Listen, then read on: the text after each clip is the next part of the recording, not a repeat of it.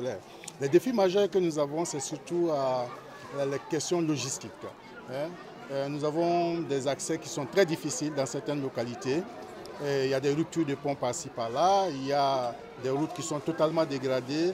Et chaque jour, nous faisons le suivi avec nos collègues qui sont sur le terrain, avec les transporteurs, avec les ONG qui nous accompagnent pour voir comment les choses évoluent. Chaque soir, nous faisons le point et nous constatons qu'il y a vraiment des véritables défis, mais nous utilisons tous les moyens possibles pour pouvoir approvisionner les écoles, que ce soit des pirogues, que ce soit des tricycles, que ce soit des bacs motorisés ou des petites camionnettes qui sont beaucoup plus faciles pour pouvoir transporter les vivres. Nous le faisons pour pouvoir avoir l'accès facile.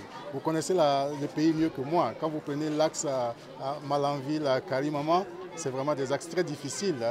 Péréré, Kini, c'est des axes très difficiles. Parfois, il y a des ponts qui sautent, mais on fait contre vents et marées, nous poussons pour pouvoir disponibiliser les vivres. Maintenant, pour répondre à votre question, quelles sont les innovations, quelles sont les dispositions qui sont prises? Vous savez, on le dit, la cantine scolaire est une porte d'entrée pour assurer des systèmes de protection sociale dans son ensemble, notamment les filets sociaux de sécurité. Il y a plusieurs actions qui tournent autour de la cantine scolaire, à commencer par la production agricole, la transformation, la commercialisation, et aussi les questions liées donc au changement climatique pour voir quels sont les systèmes qu'il faut mieux adapter. Et nous, dans notre dynamique, pour les futurs, nous sommes en train de voir comment est-ce que nous allons pousser les producteurs locaux à produire davantage afin que le PAM puisse augmenter son volume d'achat au niveau national. Cela va contribuer à booster l'économie nationale, à apporter un souffle nouveau aux petits producteurs pour qu'ils puissent améliorer leur production. Et nous avons des programmes d'amélioration, de renforcement des capacités de ces petits producteurs. Ça, c'est un axe que nous voulons vraiment renforcer. Nous avons aussi conscience que certaines localités disposent des produits au niveau interne. Et s'il y a de la disponibilité de produits, pourquoi acheter ailleurs pour ramener? Donc il y a aussi cette modalité de transfert monétaire, comme nous l'appelons. Nous l'avons un peu expérimenté dans certains pays. Nous pensons que nous pouvons aussi effectuer des transferts monétaires au niveau des écoles qui puissent par exemple acheter auprès de ces groupements pour renforcer leurs capacités, pour les accompagner.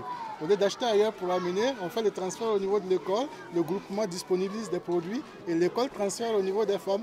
Et puis voilà, chacun tire son compte. Et cette méthode a son avantage aussi d'assurer l'inclusion financière de ces femmes-là. Parce que nous allons utiliser aussi de la digitalisation, la modernisation, les transferts par la téléphonie avec des comptes mobile money pour ces femmes qui reçoivent l'argent. Et si vous donnez 100 000 au groupement en liquidité, peut-être qu'avant de rentrer, elles vont les dépenser. Mais quand vous transférez 100 000 sur leur compte mobile money, sur leur téléphone, elles vont peut-être dire, bon, on va utiliser 50 000 pour faire des achats et ça permet donc d'économiser 50 000. Donc il y a l'autonomisation des femmes, l'inclusion financière des femmes qui se fera aussi à travers ça. C'est en cela aussi que le programme est intégré parce qu'il aborde plein d'autres secteurs et ce sont des aspects que nous sommes en train de viser.